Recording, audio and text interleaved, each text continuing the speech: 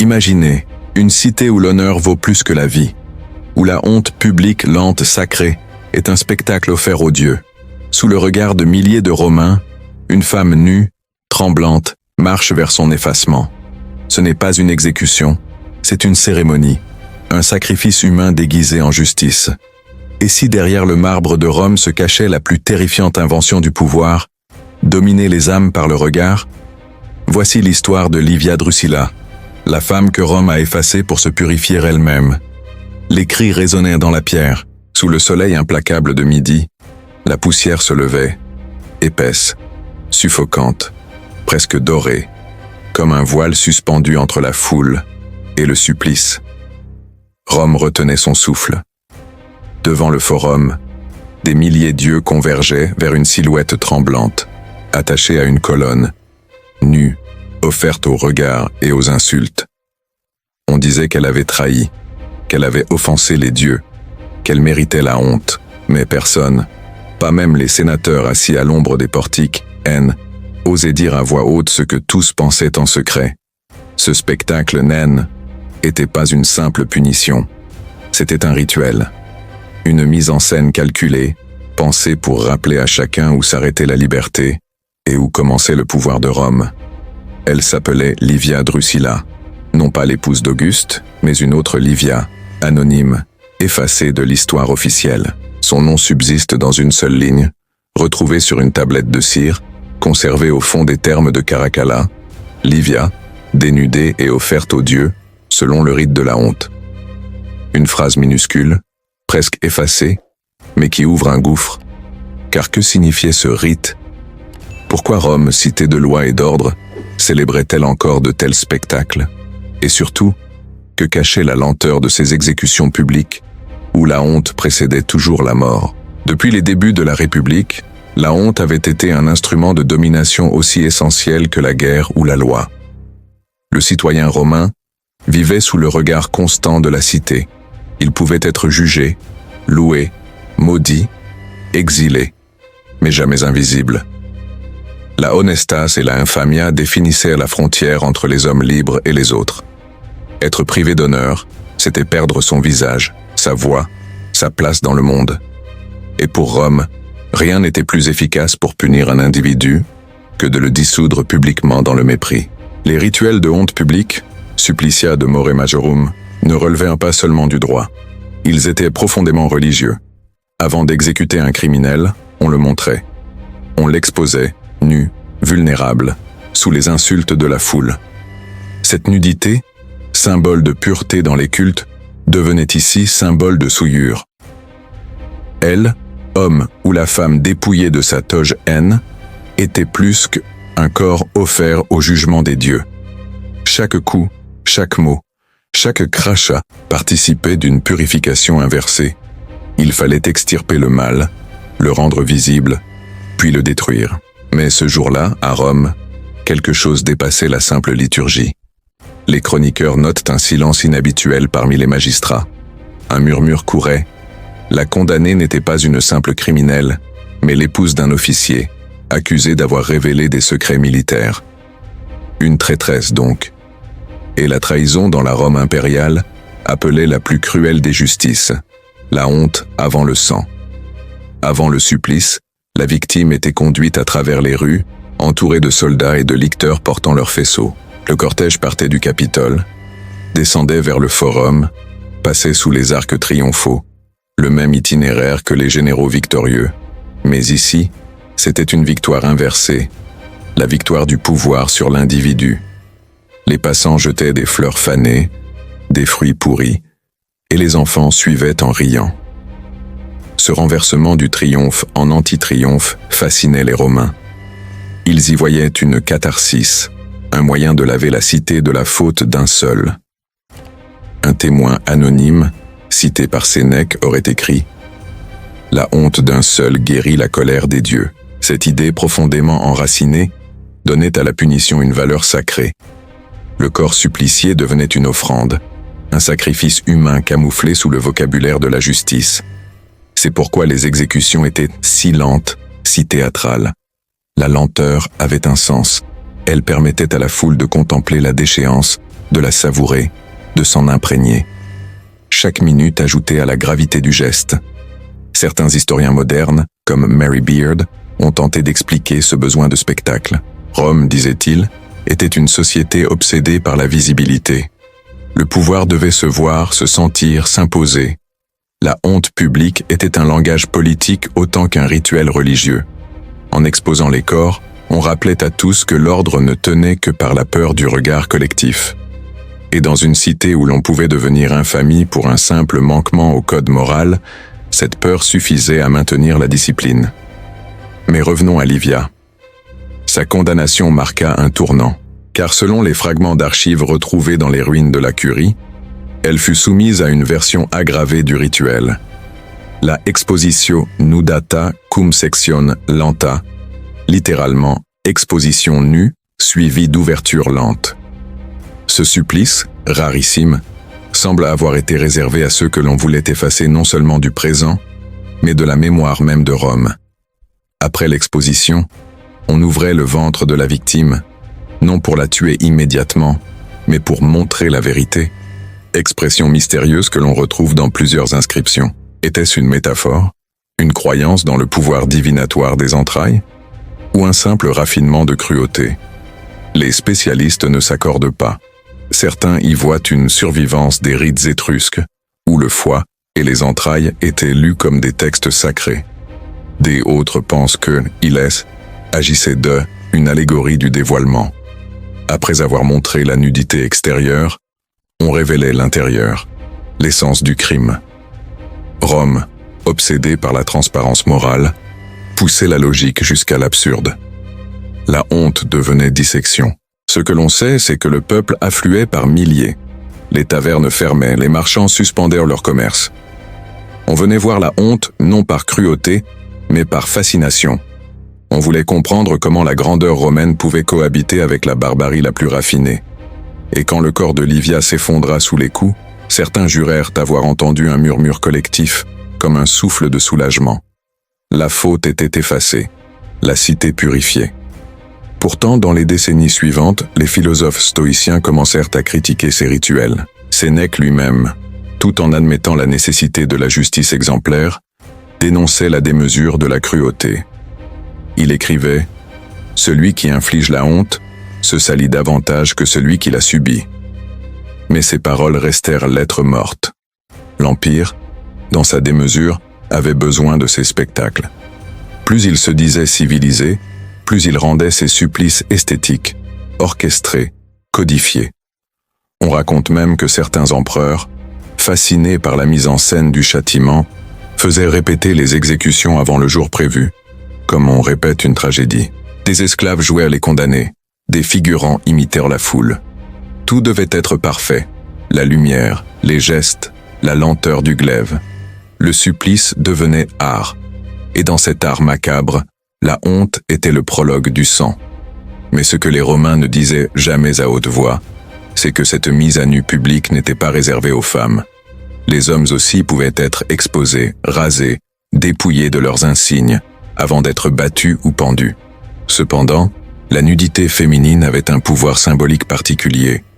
Elle rappelait la vulnérabilité de la cité elle-même. Rome se voyait en ces femmes humiliées, comme si leur honte rachetait la sienne. Plus tard, sous Néron, le rituel prit une tournure encore plus théâtrale. On ajouta des musiciens, des torches, des parfums.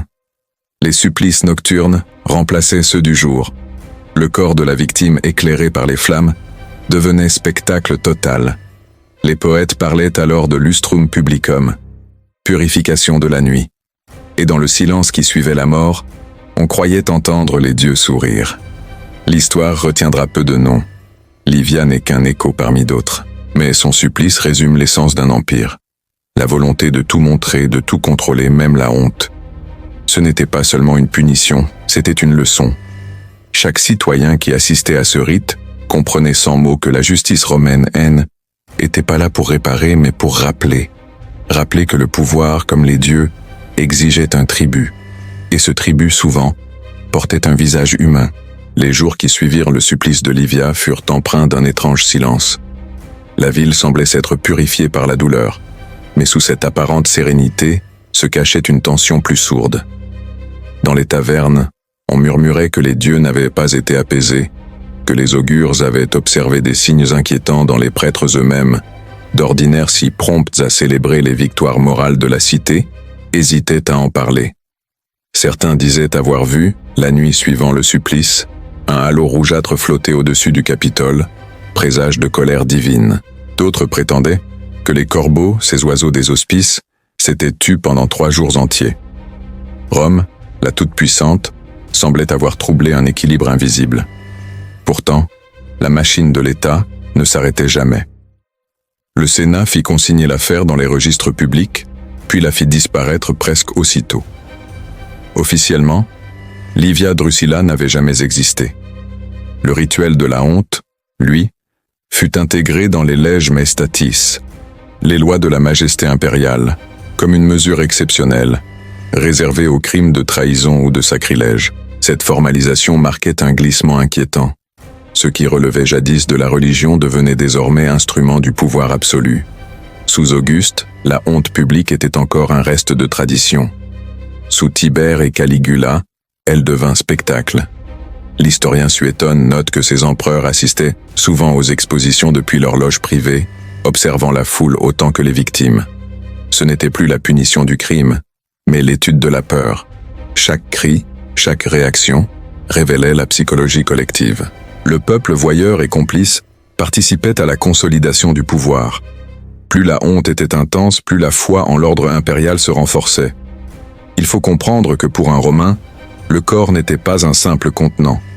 C'était un texte, une surface d'inscription où s'écrivait le destin civique. Les marques de honte, rasage, nudité, cicatrices, mutilation, étaient autant de phrases visibles que chacun pouvait lire. On disait d'un homme déchu qu'il portait la nota censoria, la marque du censeur, comme un stigmate de disgrâce. La nudité publique, dans ce contexte, n'était pas seulement une exposition physique, mais une réécriture symbolique.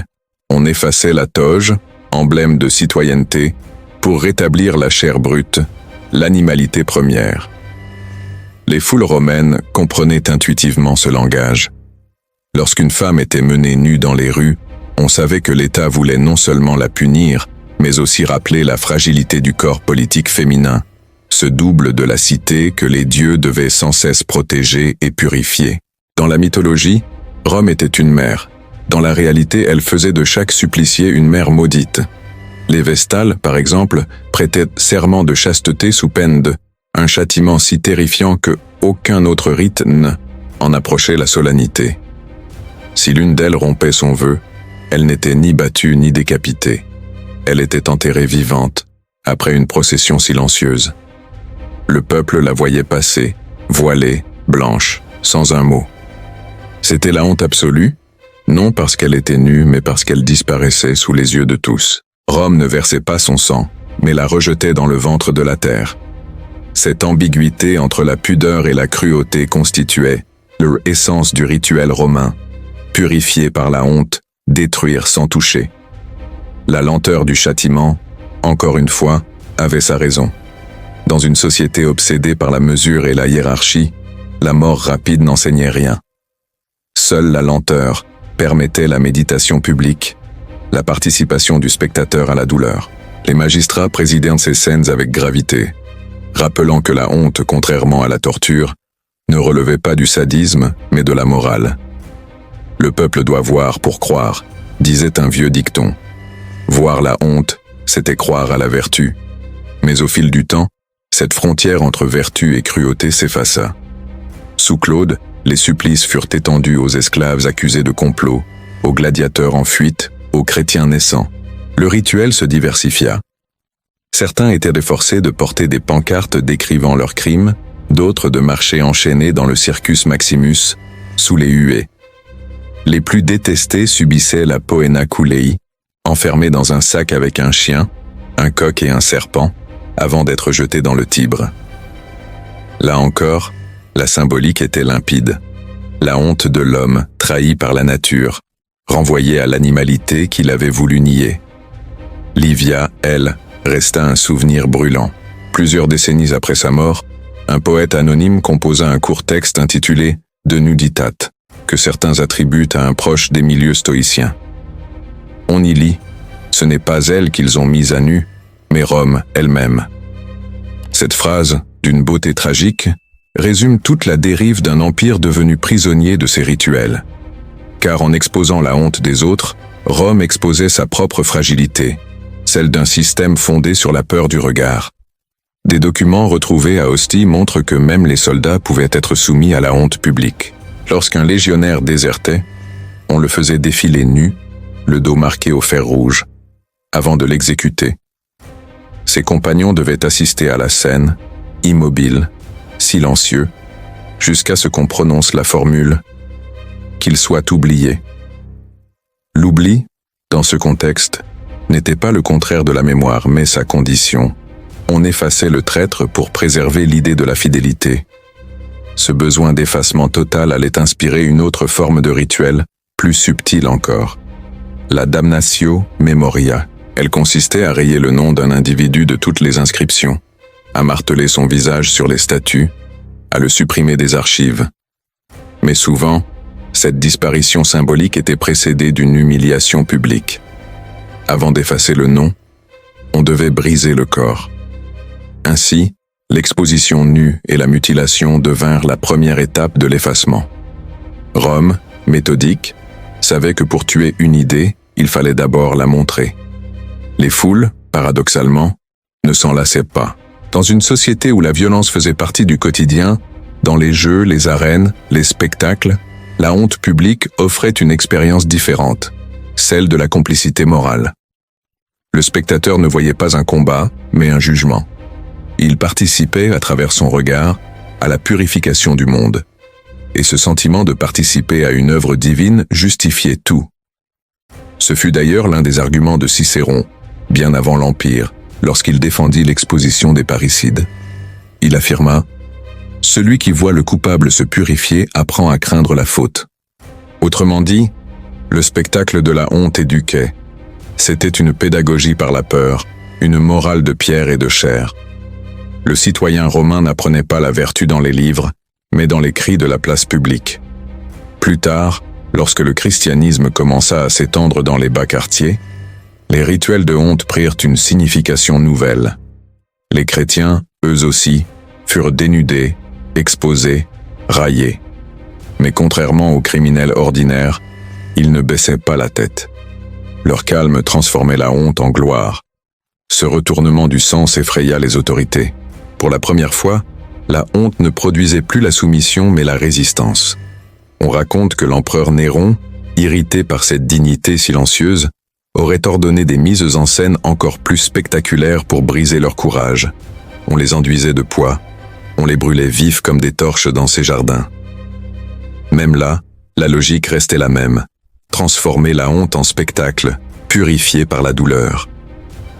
Les siècles passèrent, et le rituel de la honte se raffina encore. Sous Domitien, on codifia les postures, les gestes, les paroles.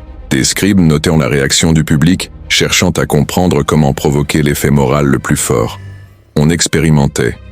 Certains condamnés étaient forcés de se confesser publiquement avant la nudité, d'autres de prier avant d'être ouverts. La justice romaine devenait théâtre moral presque expérimental. Et tout cela, paradoxalement, au nom de la civilisation. Mais pourquoi Rome, si fière de sa rationalité, persista-t-elle dans cette liturgie du corps humilié? Pourquoi un empire si avancé conserva-t-il jusqu'à la fin ses pratiques archaïques? Peut-être parce que la honte plus que la mort crée le lien. La peur du regard des autres unit plus sûrement qu'une armée. Elle tisse la toile invisible qui maintient les empires debout. Tant que les citoyens craignent d'être montrés, le pouvoir reste absolu. Il existe enfin un autre aspect, rarement évoqué, la dimension sensuelle de ces rituels. Certains textes, notamment ceux de Pline l'Ancien, évoquent la fascination des spectateurs pour la beauté des corps suppliciés. On y lisait un paradoxe, la pureté physique transformée en souillure, la perfection charnelle réduite à l'objet de honte. Ce glissement de l'érotisme au sacré, puis du sacré à la peur, formait le cœur caché du rite. Rome, dans son obsession du contrôle, faisait de la honte une esthétique. Et pourtant, Malgré cette cruauté, un fil d'humanité subsistait. Certains spectateurs détournèrent le regard, d'autres jetèrent des fleurs, non par moquerie, mais par pitié. Des philosophes anonymes écrivirent des traités entiers sur la dignité du supplicié. On y lit: celui qui souffre sous le regard des autres incarne la vérité de la cité. C'est qu'était peut-être là la clé. La honte publique révélait moins la faute du condamné que la culpabilité de ceux qui regardaient. Lorsque l'empereur Trajan monta sur le trône, il tenta brièvement de réformer ses pratiques. Les exécutions de honte furent restreintes, les processions réduites. Mais la tradition était trop ancrée. Le peuple réclamait encore ces spectacles, convaincu qu'ils éloignaient les malheurs. On disait que tant qu'on verrait la honte d'autrui, les dieux détourneraient leurs yeux des fautes de Rome. Ainsi, des siècles durant, la honte publique demeura la respiration cachée de l'Empire. Elle ponctuait le temps politique comme une liturgie silencieuse, un battement de cœur fait de cris et de larmes. Et chaque fois qu'un condamné était exposé, Rome se voyait elle-même, immense, orgueilleuse, cruelle et vulnérable. Au Ve siècle de notre ère, alors que l'Empire semblait à son apogée, les rituels de honte commencèrent à se codifier dans les provinces. Ce qui, autrefois, n'était qu'un rite religieux et civique devint une mécanique bureaucratique, administrée par les gouverneurs et les préfets. Les villes d'Asie mineure, d'Afrique ou de Gaule, adoptèrent à leur tour ces cérémonies d'exposition, preuve de loyauté envers Rome. On n'y exposait pas seulement les traîtres, mais aussi les débiteurs insolvables, les fonctionnaires corrompus, parfois même les esclaves révoltés. La honte publique était devenue un outil universel. Elle liait la périphérie à la capitale par le fil invisible de la peur. À Carthage, par exemple, des tablettes de bronze décrivent la Via Pudoris, la rue de la honte, où les condamnés devaient marcher nus, enchaînés, sous la surveillance des prêtres du temple de Saturne. À Antioche, on élevait des estrades sur les places pour enseigner la vertu aux citoyens. Même les légions, dans leur camp, reproduisaient ces pratiques. Un soldat fautif était dégradé en public, dépouillé de ses armes, avant d'être chassé du camp sous les huées. Partout, Rome exportait non seulement ses lois, mais sa manière de punir, de montrer, de dominer par le regard. Mais c'est à Rome même que le rituel atteignit sa perfection macabre. Sous Hadrien, les cérémonies furent minutieusement orchestrées. On fixait l'heure, la lumière, l'ordre des gestes. Les prêtres prononcèrent des formules. Les licteurs rythmaient la scène par le claquement de leurs faisceaux. Rien n'était laissé au hasard. Le corps du condamné devenait un texte vivant, lu à haute voix par la foule. Et chaque exécution, loin d'être un simple acte de justice, se transformait en message politique. La honte d'un seul rappelait la stabilité de tous. Une inscription retrouvée sur le forum, datée de l'an 128, résume l'esprit du temps, que nul n'échappe au regard de la cité. Cette phrase, gravée dans le marbre, avait valeur de serment collectif, car la honte publique n'était pas seulement une punition, c'était un miroir. En observant le condamné, le spectateur se voyait lui-même, et c'est cette identification, à la fois fascinée et terrifiée, qui entretenait la cohésion de la société. Les philosophes de l'époque pourtant commençaient à s'interroger. Épictète, esclave affranchi devenu maître de sagesse, affirmait que la honte véritable n'était pas celle que les autres imposent, mais celle que l'âme ressent en secret. Sa pensée circula discrètement dans les cercles cultivés de Rome, ébranlant la logique même du rituel. Si la honte intérieure vaut plus que la honte publique, à quoi bon ces spectacles? Si le regard des dieux suffit, pourquoi celui des hommes? Ces questions dangereuses remettaient en cause le fondement de la morale civique. Mais le peuple, lui, ne doutait pas. Dans une Rome saturée de signes, de statues, de symboles, l'invisible n'avait pas de place. Ce qui ne se voyait pas n'existait pas. Et la honte, pour exister, devait être vue, vécue, partagée. Ainsi, malgré les protestations des sages, les supplices continuaient. Les archives impériales mentionnent des centaines d'expositions par an, parfois plusieurs par jour. Le rituel était devenu un calendrier moral. Un détail pourtant troubla certains observateurs. La lente transformation de la foule elle-même. Au fil du temps, les cris de haine cédèrent la place à une forme d'attente silencieuse, presque religieuse. Les spectateurs ne venaient plus insulter, mais contempler.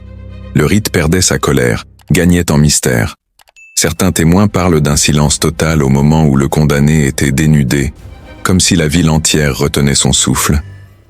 Puis venaient les gestes lents, codifiés, la lame qui entaillait, les murmures. Cette ritualisation extrême transformait la honte en liturgie.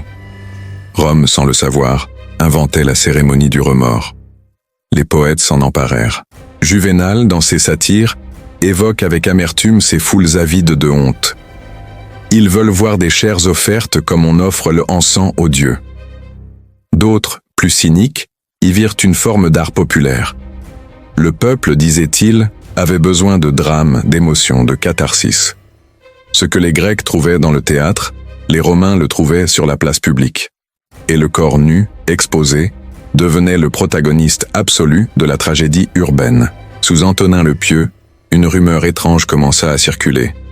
Certaines exécutions auraient été inspirées par des reconstitutions mythologiques.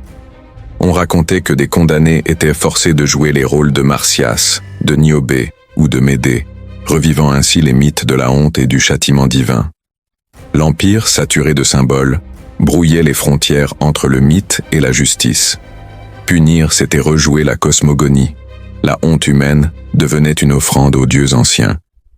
Mais derrière cette fascination collective, une autre logique se dessinait, plus politique, plus sombre. La honte publique servait désormais à éliminer les opposants sans recours.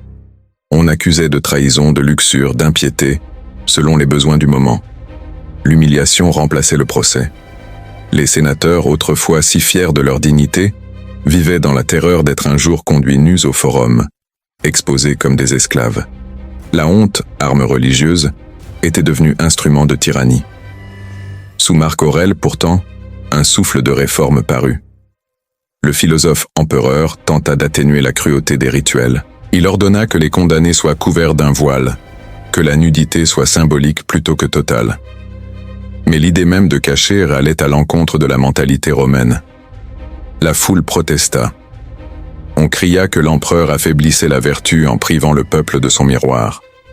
Marc Aurèle céda, puis se tut. Il comprit que la honte publique n'était pas un excès, mais la fondation invisible de l'ordre romain. Pendant ce temps, dans les provinces orientales, de nouveaux cultes prenaient racine. Les premiers chrétiens, persécutés, réinterprétaient la honte comme signe de grâce. Être exposé, battu, humilié, devenait un privilège mystique. Plus la cité voulait les avilir, plus ils se sanctifiaient. Cette inversion du sens troubla profondément les Romains. Pour eux, la honte devait tuer l'orgueil. Mais ces hommes et ces femmes, dépouillés de tout, trouvaient dans la honte même la promesse de la gloire éternelle.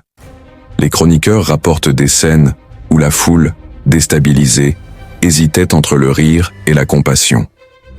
Certains spectateurs pleuraient. D'autres restaient figés, incapables de comprendre comment la honte pouvait devenir lumière. Peu à peu, le rituel perdit de sa force morale. Là où jadis on voyait la faute, on commença à voir l'injustice. Rome, sans s'en rendre compte, ouvrait la voie à une révolution spirituelle, celle où la honte publique, au lieu de soumettre, libère. Mais cette mutation ne se fit pas sans résistance. Sous commode, les rituels reprirent leur brutalité première. L'empereur, joueur et capricieux, aimait orchestrer lui-même les exécutions. Il inventa même un rite nouveau, la spectatio corporis, contemplation du corps, où les condamnés, avant de mourir, devaient se contempler eux-mêmes dans un miroir. Le geste était une cruauté raffinée. Il transformait la victime en spectateur de sa propre honte. Ce narcissisme du supplice marqua l'une des dernières évolutions du rite avant sa lente disparition. Car au IIIe siècle, tout changea. L'Empire, miné par les crises, ne pouvait plus se permettre de tels spectacles. Les invasions, les famines, les guerres civiles laissaient peu de place aux liturgies de la honte. Le peuple avait faim, non de morale, mais de pain. Les amphithéâtres se vidaient, les processions s'interrompaient, la honte, cette flamme rituelle, vacillait dans la tempête de l'histoire. Pourtant, le souvenir demeura. Dans les écrits chrétiens du siècle suivant, la nudité de la honte se transforma en symbole de pureté spirituelle. Les martyrs étaient décrits comme dépouillés du monde, et la honte terrestre devenait prélude au salut. Ce retournement acheva de détruire la signification ancienne du rite. Ce que Rome voulait montrer comme déchéance devint, aux yeux des nouveaux croyants, révélation. L'empire du regard s'effondrait.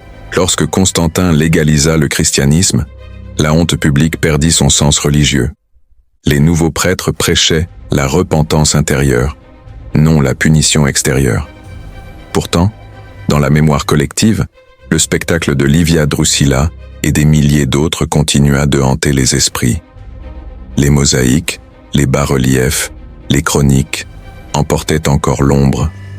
On disait que, dans certaines cérémonies secrètes, les vestiges du rite survivaient. Un simple dévoilement du visage, un geste lent rappelant l'exposition ancienne.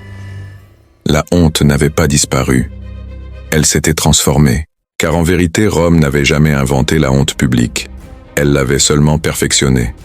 Les civilisations précédentes, des Étrusques aux Grecs, avaient déjà compris son pouvoir. Mais Rome en fit un art, un langage universel. Et lorsque l'Empire tomba, ce langage resta. On le retrouva plus tard dans les bûchers médiévaux, dans les piloris des places d'Europe, dans les humiliations publiques des hérétiques et des femmes accusées de sorcellerie. Chaque fois, le geste romain renaissait, montré pour purifier, exposé pour dominer. Ainsi le fantôme de Livia dénudé sur le forum traversa les siècles. Son nom s'effaça, mais son image demeura, celle d'un corps offert à la foule, d'une cité fascinée par sa propre violence. Et peut-être que, dans ce miroir antique, nos sociétés modernes peuvent encore se reconnaître. Lorsque l'Empire romain s'effondra, on crut que la honte publique disparaîtrait avec lui. Les temples furent détruits, les idoles brisées, les tribunaux remplacés par des autels. Mais les hommes, eux, ne changèrent pas. Dans les ruines de la vieille Rome, sous les mosaïques effacées et les colonnes écroulées, subsistait un réflexe profond, celui de purifier par le regard. Les premiers siècles du christianisme, tout en condamnant la cruauté païenne, gardèrent la structure invisible de ces rituels. La confession publique, la pénitence sur la place, la flagellation devant l'église étaient que des métamorphoses du même instinct, montrer la faute pour elle, effacée. Les chroniqueurs du vieux siècle décrivent encore à Ravenne et à Milan des cérémonies où les adultères, les voleurs ou les apostates s'étaient conduits nus ou à demi couverts, à travers les rues portant des torches ou des chaînes sous le regard du peuple. Le prêtre remplaçait le licteur, mais le principe demeurait. On ne tue plus le corps, on expose l'âme. Rome n'était plus là, mais sa logique survivait, purifiée, baptisée, mais intacte. Et dans cette continuité troublante, on comprend que la honte publique fut peut-être la plus durable des inventions romaines. Ni les routes, ni les aqueducs, ni le droit n'ont autant marqué les siècles que cette liturgie du regard. Car elle touchait à quelque chose d'universel. La peur d'être vu, la terreur d'être jugé par la multitude. En ce sens, Rome n'a jamais cessé d'exister. Chaque place, chaque tribunal, chaque scandale rejoue sans le savoir la procession de Livia Drusilla sur le forum. Mais il reste une question, suspendue comme une ombre. Pourquoi ce besoin d'humilier pour gouverner? Pourquoi cette foi si profonde dans le pouvoir du regard collectif? Peut-être parce que Rome, dans sa grandeur, a toujours redouté sa propre fragilité. Sous le marbre et les victoires, l'Empire savait qu'il reposait sur un équilibre précaire, entre ordre et chaos, entre obéissance et révolte. La honte publique était le moyen de canaliser cette peur. En voyant un autre tomber, chaque citoyen se rassurait. Ce n'est pas moi, pas encore. La honte des uns protégeait le silence des autres. Les fouilles archéologiques récentes ont révélé, sous le sol du forum, des fosses contenant des restes humains mêlés à des objets rituels, clous, fragments de chaînes, inscriptions gravées sur des tablettes de plomb. Parmi elles, une formule revient souvent. Que sa honte soit éternelle et que son nom ne soit plus prononcé. Ces mots, répétés sur des générations, résument la pensée romaine. L'oubli est la victoire ultime de la honte. Ce n'est pas la mort du corps qui compte, mais l'effacement de la mémoire. En ce sens, Livia Drusilla fut plus qu'une victime. Elle fut le prototype de tous les effacés de l'histoire. Certains chercheurs modernes, comme Catherine Sals ou Paul Veyne, ont tenté de reconstituer le déroulement exact de ces cérémonies. Leur description, basée sur les sources antiques, donne le frisson. Le cortège commençait toujours au Capitole. La condamnée, vêtue d'un simple voile, était dépouillée au pied des marches. Les licteurs prononcèrent les accusations, puis lièrent les poignets. La marche traversait la Via Sacra escortée par la foule, jusqu'à la tribune des rostres. Là, devant les statues des héros, on exposait le corps. La musique, les cris, la poussière, les torches, tout contribuait à créer une tension dramatique. Enfin, venait le moment de l'ouverture, non toujours mortelle, parfois purement symbolique, un geste du couteau sur la peau, un signe de dévoilement. Le sang coulait, ou non, peu importait. Ce qui comptait, c'était la mise à nu totale, l'annulation de la personne. Puis le silence. La honte était accomplie. Ce silence, notent les textes, avait quelque chose de sacré. On disait qu'à cet instant, les dieux se penchaient sur la cité pour contempler leur œuvre. Le corps humain devenait une offrande, un miroir du divin. Ce mélange de cruauté et de sacralité fascinait les esprits. Sénèque, encore lui, notait que le spectacle de la honte touche à la piété. Rome, dans sa logique, ne séparait jamais le religieux du politique. Tout châtiment était une prière, tout supplice un sacrifice. Au fil des siècles, pourtant, cette frontière s'éroda. Lorsque les empereurs chrétiens imposèrent la foi nouvelle, la honte publique perdit son vernis sacré mais conserva sa force psychologique. Dans les sermons de Tertullien et d'Augustin, on retrouve la même idée. Il faut montrer le péché pour le guérir. La Rome païenne montrait pour punir. La Rome chrétienne montrait pour sauver. Mais la différence, dans la pratique, restait ténue. Les foules, toujours avides d'émotion, continuaient d'affluer. La honte, quel qu'en soit le but, restait spectacle. Et le spectacle, lui, ne meurt jamais. Au Moyen-Âge, on dressa des piloris, des places d'exposition, des bûchers. À chaque fois, les juges invoquèrent la morale, la foi, l'ordre public. Mais derrière ces justifications, on retrouve la même pulsion que dans le forum antique, celle de voir, de juger, de purger par le regard. La Rome impériale, en enseignant au monde la liturgie du spectacle, avait transmis un virus moral. Les siècles pouvaient se passer, les empires tomber, mais le besoin de voir la honte survivait. Peut-être est-ce pour cela que le souvenir de Livia Drusilla, bien qu'effacé des livres, ne s'est jamais totalement éteint. Des chroniqueurs byzantins, des moines médiévaux, des érudits de la Renaissance évoquent parfois une mystérieuse femme nue de Rome, symbole d'orgueil et de châtiment. Son histoire, transformée, traversa les époques, se mêlant aux légendes des martyrs et des reines déchues. Chaque siècle la réinventa à son image. Dans certaines fresques, elle devient symbole de la vérité, dévoilant le mensonge du monde. Dans d'autres, elle incarne la justice, nue parce que pure. Le rite de la honte, transfiguré, s'était mué en mythe moral. Mais derrière la métaphore demeure une question obsédante. Qu'est-ce qui, dans le regard de la foule, rend la honte si puissante? Les psychologues modernes parlent de miroir social, d'empathie inversée, de contagion émotionnelle. Mais les Romains avaient pas besoin de théorie. Ils savaient dès instinct que œil collectif, façonne la réalité. Voir, c'est juger. Juger, c'est créer. La honte pour eux n'était pas seulement un sentiment, c'était une arme métaphysique. Elle tuait sans verser de sang. Les dernières mentions du rituel apparaissent sous le règne de Théodose, vers 390. Une loi interdit alors toute exposition de nudité ou de mutilation devant le peuple, la qualifiant de superstition païenne.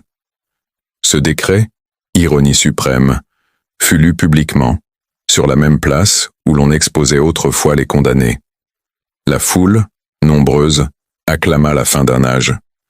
Mais dans le regard des vieillards, on percevait une nostalgie étrange. Quelque chose se terminait. Pas seulement une pratique, mais une manière d'être ensemble. Rome, en abolissant la honte, perdait aussi son théâtre moral. Et pourtant, dans les siècles qui suivirent, chaque pouvoir chercha à recréer ce théâtre sous d'autres formes. La procession du pénitent, le bûcher du hérétique, la guillotine de la Révolution, le procès public à la radio ou à la télévision. Tous rejouèrent la même scène. Un corps isolé face à la foule, un regard collectif qui juge, une catharsis sociale. Le forum n'existe plus, mais il nous habite encore. Alors que reste-t-il du rituel secret de la honte à Rome? Peut-être seulement un avertissement. Derrière le marbre des temples et la grandeur des empereurs, l'Empire reposait sur une idée simple, la domination par la visibilité. Montrer, c'était régner. Et tant que quelqu'un acceptait d'être montré, l'ordre tenait. Lorsque les chrétiens, les philosophes, les poètes cessèrent d'avoir peur du regard, l'édifice s'effondra. La honte perdit son pouvoir, et Rome, son âme. Pourtant, dans chaque société, à chaque époque, la tentation revient. Aujourd'hui encore, les foules numériques rejouent les processions antiques, les forums se sont faits virtuels. Mais le principe est identique. L'exhibition, la condamnation, la purification collective. Les Romains, s'ils revenaient parmi nous, reconnaîtraient sans peine ce théâtre du regard. Ils y verraient peut-être la preuve ultime de leur immortalité. Et Livia Drusilla, celle dont le nom fut effacé, continuerait à défiler, nue et silencieuse, à travers nos écrans, nos jugements, nos scandales. Car la honte publique née à Rome n'a jamais cessé de vivre. Elle change de visage, de décor, de langage, mais son essence reste la même. Un miroir tendu à l'humanité, où chacun contemple sa propre peur d'être vu.